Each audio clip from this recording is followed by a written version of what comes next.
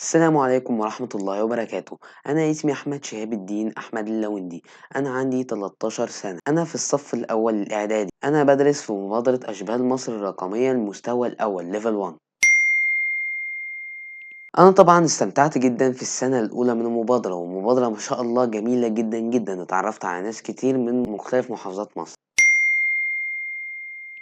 أكتر شيء عجبني في السنة الماضية دي من المبادرة هي في أيام تسليم المشروع. كمان الأيام دي كنت بحس باستفادة كبيرة جدا، وكنت بطبق كل اللي اتعلمته فيها، والمشروع ده غالبا بيبقى مطلوب في آخر السنة. وكمان برضو الأوقات أو الأيام اللي كان فيها المسابقات اللي كانت متعاونة ما بين المبادرة وشركات تانية. المسابقات دي كانت ما بين طلاب المبادرة، وكان بيتصفوا على حسب الأفضل ما بينهم. وأظن إن الفترات دي كانت أمتع وأفضل الأيام اللي عشتها في المبادرة خلال السنة الماضية.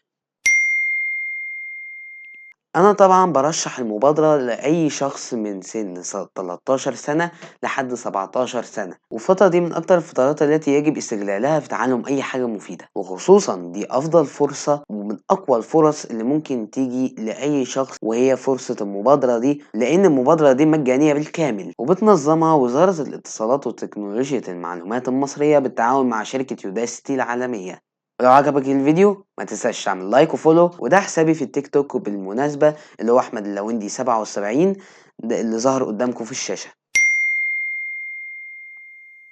لو عايز تتعرف عني او عن المبادرة اكتر ما تنساش تشوف اول كومنت. وسلام.